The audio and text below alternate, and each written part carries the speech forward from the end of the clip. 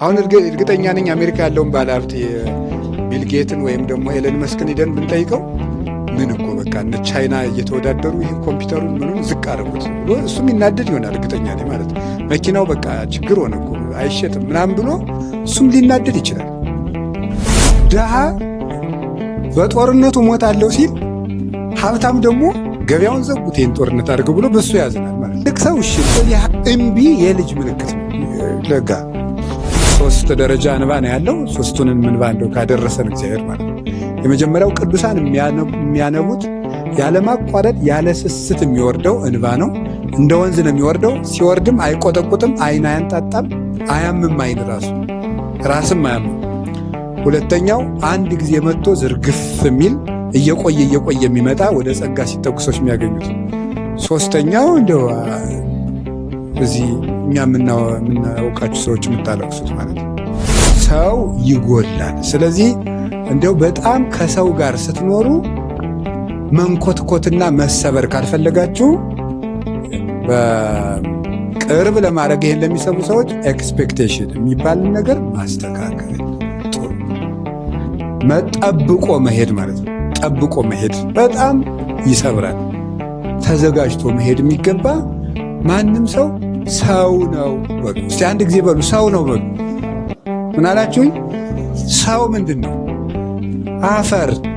አፈር ምን ይላል? ይንሸራተታል።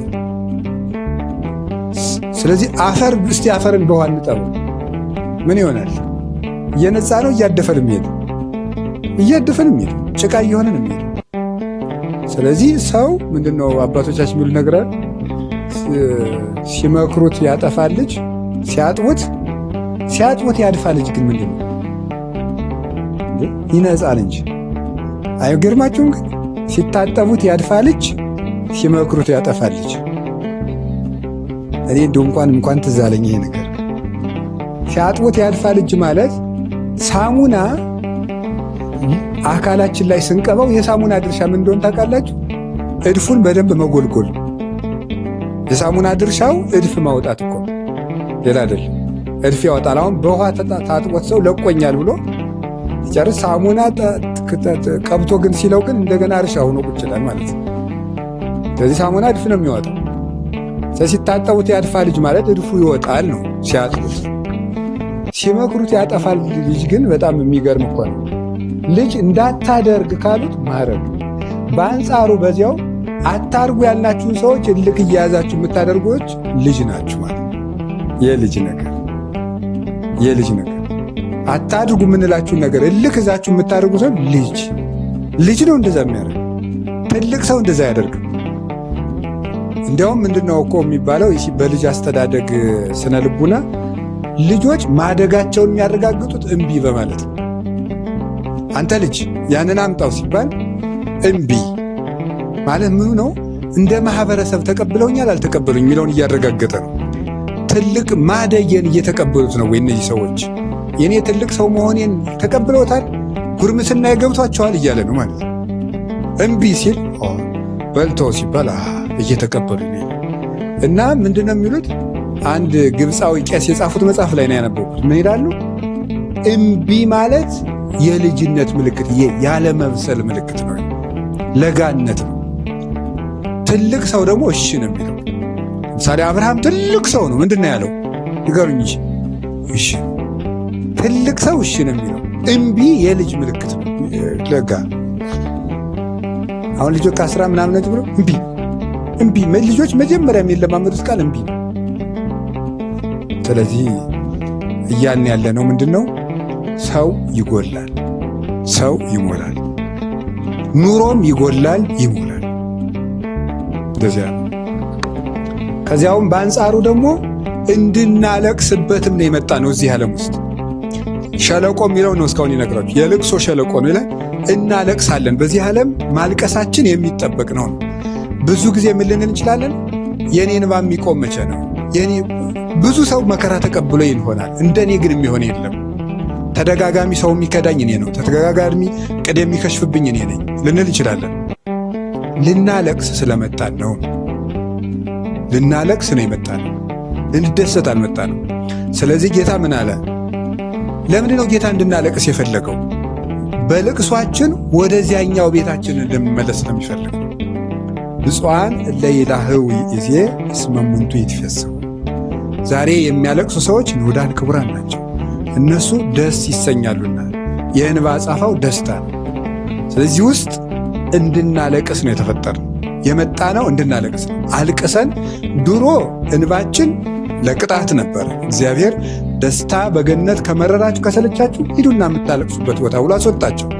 በኋላ እግዚአብሔር ደግሞ ቸር ስለሆነ ይሄኑ ምድር አልቅሰን በንባችን እንድንጠቀምበት አደረገ።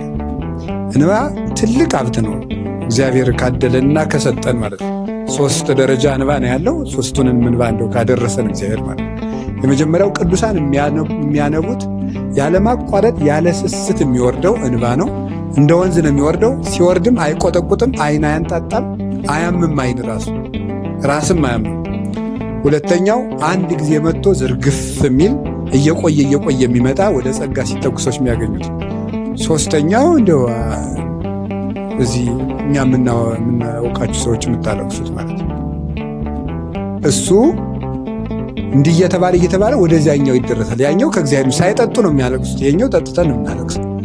ያው ውሃ ሳይጠጡ የሚያለቅሱት ተገንቶ ነው እንባ ማለት ነው። እንዲያውም አንድ ትልቅ ጥራዝ የሚያህል መጽሐፍ ቱቱቱቱ ብሎ ከሚጸልይ ሰው 5 ደቂቃ ሰቅሰቅ ብሎ በመድኃኔዓለም ፊት ያለቀሰ ሰው በጣም ውድ ነው። እንባ ውድ ነው። ስለምናይኩ ሰማይኩ ጸሎተከ ሪኩ እንባከ ያለው ሕዝቅያስ ጸሎትህን ሰምቻለሁ እንባህን አይቻለሁ። እና ጸሎት የሚሰማውን እንባ የሚታይ መስዋዕት ነው። የሚታይ መስዋዕት ያንን ማቅረብ በእግዚአብሔር ዘንድ ተወዳጅነት አለው። ስለዚህ ዓለም የልቅሶ ሸለቆ ነው። እንድናለቅስም የሚያስገበት አባቶቻችን ምን አድርጎ ማልቀስ ይገባል ብለው የክርስቶስን ሞት፣ የሰማዕታትን ሞት፣ የወንድምን ኃጢአት፣ የራስን ኃጢአት አስቦ ማልቀስ ይገባል ይላሉ። የክርስቶስን ሞት አስቦ ማልቀስ እንደ ዮሐንስ ወንጌላዊ፣ የሰማዕታትን ሞት አስቦ ማልቀስ እንደማን እንደ ለእስጢፋኖስ እስራኤል እንዳለቀሱት የሐዋርያት ሥራ ምዕራፍ 7 ላይ፣ ለወንድም ኃጢአት ማልቀስ ሳሙኤል ለሳኦል እንዳለቀሰለት፣ ስለ ራስ ኃጢአት ማልቀስ እንደ ዳዊት በእንባዬ አልጋዬን አረሳዋለሁ እንዳለ ቅዱስ ዳዊት ማለት ነው። ስለዚህ ይሄንን ማድረግ በዚህ ዓለም ላይ አጣሁ፣ ነጣሁ፣ ተቸገርኩ፣ እናት አባት ሞተብኝ፣ ብቻዬን ቀረው ብሎ ግን ማልቀስ ተገቢ አይደለም። ልናለቅስ የሚገቡ እንባዎች እነዚህ ናቸው። ሰው ሲሞትም የሚለቀሰው እንደምታውቁት 3 ጊዜ ነው። ነፍሱ ከሥጋው ሲለይ፣ ከቤቱ ሲወጣ በድኑ ወደ መቃብር ሲወርድ፣ ነፍሱ ከሥጋው ሲለይ አንተም እኮ እንደኛ ሰው ነበርክ ተብሎ፣ ወይም ደግሞ ነፍስ ከሥጋህ እንደተለየች ከክርስቶስ ተለይተህ ይሆን ተብሎ፣ ከቤቱ ሲወጣ አንተም እኮ እንደኛ ቤት ነበረ ተብሎ፣ ሄድክ ጥለኸው ተብሎ፣ አንድም ከዚህ እንደወጣህ ከመንግሥተ ሰማያት ወጣህ ሆይ ተብሎ፣ 3ኛ መቃብር ሲወርድ አንተም እንደኛ ሰው ነበርክ አፈርን ተቀላቀልክ ተብሎ፣ አንድም ደግሞ ወደ መቃብር እንደወረድክ ወደ ሲኦል ወርደህ ይሆን ተብሎ ይለቀሳል። ይሄ ይለቀሳል። ከዚህ የተረፈው ግን ስለ ኃጢአት ማልቀስ ልንገራችሁ፣ የትኛውም ኃጢአት የሚመነጨው መጠን ከሌለው ደስታ ፈላጊነት ነው። ልክ የሌለው ደስታ ፈላጊነት የኃጢአት ምንጭ ነው።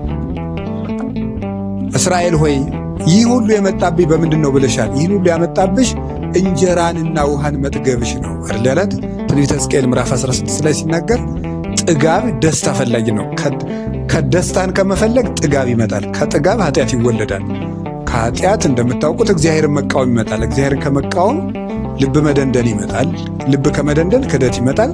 ከክህደት የእግዚአብሔር መዓት ይመጣል። ይሄ ነው የልቅሶ ሸለቆ ነው። ስለዚህ በሰላም እውነትም ወደ መንግሥተ ሰማያት መግባት ይገባናል፣ ከዚህ ከልቅሶ ሸለቆ ወጥተን ማለት ነው።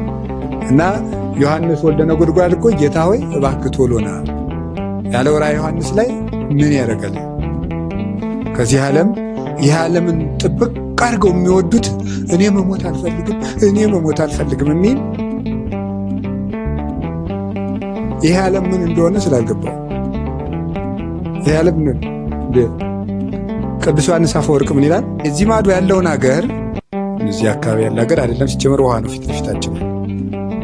እዚህ አካባቢ ያለውን ሀገር ዘንድሮ እሳት ይበላዋል፣ ያኛውን ማዶ ሀገር ደግሞ አይበላውም ቢልህ ቤት የምትሰራ የትኛው ላይ ነው ይላል። የትኛው ላይ ነው? የማይበላው ላይ ነው ማለት ነው። ስለዚህ የምናየው የሚበላ ዓለም ነው፣ የሚጠፋ ዓለም፣ ማሳኔ ዓለም ነው። እና በዚህ ዓለም እንደው ለንስሐ ካልሆነ በስተቀር ልኑር አይባልም በእውነት ማለት ነው። የልቅሶ ሸለቆ ውስጥ ማን ይኖራል? እስቲ እናንተ ሰርግ ውስጥ ነው ልቅሶ ውስጥ ነው መቆየት የምትፈልጉት? ንገሩኝ እንጂ ሰርግ ውስጥ ነው ማለት። ይሄ እኮ የልቅሶ ሀገር ነው ያለንበት፣ ምድር የልቅሶ ሀገር ነው። እውነት ለመናገር አልቅሰን ተወለድን፣ እያለቀስን አደግን፣ ጡት እንጀራ እያልን እያለቀስን አደግን። አሁን ደግሞ ፖለቲካው ምንም ያስለቅሰን ልቅሶ ነው። ምን እንደው በቃ ሀብታም ቢሆኑት ማልቀስ ነው። ነጋዴው ግብር በዛብኝ ብሎ ያለቅሳል፣ ድሃው ምበላው አጣው ብሎ ያለቅሳል። እማያዝን ማን አለ? በቃ ይህን ምድር ተውት እስቲ። የማያማርር ሰው ፈልጋችኋል? በምድር ላይ የማያማርር ሰው የለም። አሁን እርግጠኛ ነኝ አሜሪካ ያለውን ባለሀብት ቢልጌትን ወይም ደግሞ ኤለን መስክን ሄደን ብንጠይቀው ምን እኮ በቃ እነ ቻይና እየተወዳደሩ ይህን ኮምፒውተሩን ምኑን ዝቅ አደረጉት ብሎ እሱም ይናደድ ይሆናል። እርግጠኛ ነኝ ማለት መኪናው በቃ ችግር ሆነ እኮ አይሸጥም ምናምን ብሎ እሱም ሊናደድ ይችላል። ድሃ በጦርነቱ ሞታለሁ ሲል ሀብታም ደግሞ ገበያውን ዘጉት ይህን ጦርነት አድርገው ብሎ በሱ ያዝናል ማለት ነው። ስለዚህ ዓለም ለማንም ልቅሶ ነው። እውነት ለመናገር አይገባውም እንጂ ለማንም ሰው ልቅሶ ነው። የተሾመውም ልቅሶ ውስጥ ነው ያለው። የልቅሶ ሸለቆ ውስጥ ነው ያለ ነው ዘመዶች። እግዚአብሔር መንጥቆ ከዚህ ልቅሶ ሸለቆ ያውጣል። በዚህ ሸለቆ ውስጥ ነው ያለ ነው። ደግሞ ከሸለቆ ውስጡ ነው፣ ወደዚህ የለም። ዝም ብሎ እዚያው መርገጥ፣ ማምለጫ ደግሞ የለም። አሁን ሰው ኢትዮጵያ ቢመረው አሜሪካ ይሄዳል። አሜሪካ ጦርነት ቢሆን የት ይሄዳል? የትም የለም። ቆይ ደግሞ ያም ደግሞ ይመጣ ይሆናል። ስለዚህ ያለነው እንዲህ ያለ ችግር የሆነ ዓለም ውስጥ ነው። ስለዚህ ደስታን ቀነስ ማድረግ በጣም ጥሩ ነው። አስፋፍቶ መሳቅም አይገባም።